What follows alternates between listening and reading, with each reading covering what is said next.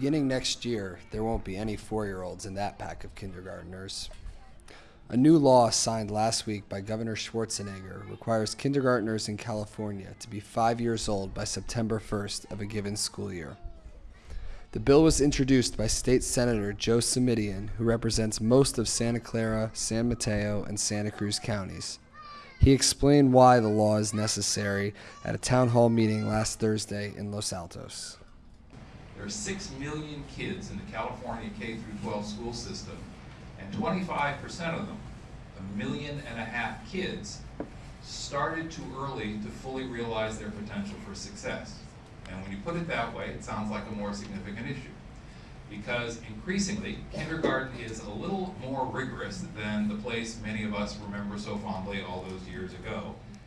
The bill was the brainchild of 2 local teachers who were tired of seeing students failing in kindergarten and leaving unprepared for the rest of their educations.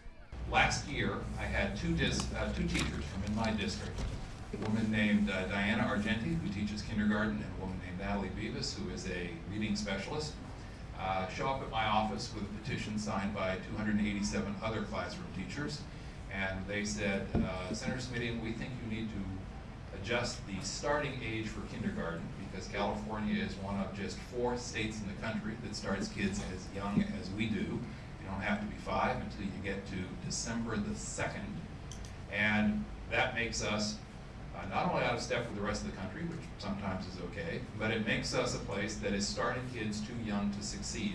Not only will the bill help prevent children from falling behind in school, but it will also save the state a lot of money. There's a benefit, which is if you roll that date back and say, hey, next year we're going to start the kids only if they've turned 5 by September the 1st, that means you've got a cohort of about 300,000 kindergartners instead of 400,000 kindergartners. And that means there are 100,000 fewer kids starting that year, and that means you save about $700 million. And that savings is not just a one-time only savings, but because that cohort of kids stays smaller when they move to 1st grade, and 2nd grade, and 3rd grade, and 4th grade, you save $700 million a year for 13 years, which is $9.1 billion. That money will not, however, go towards the state's dwindling general fund, but instead to a new program called Transitional Kindergarten, which will ensure children born in the fall have a preschool experience, something vital to a child's development, according to Argenti and Beavis. It isn't just starting these kids at the right age.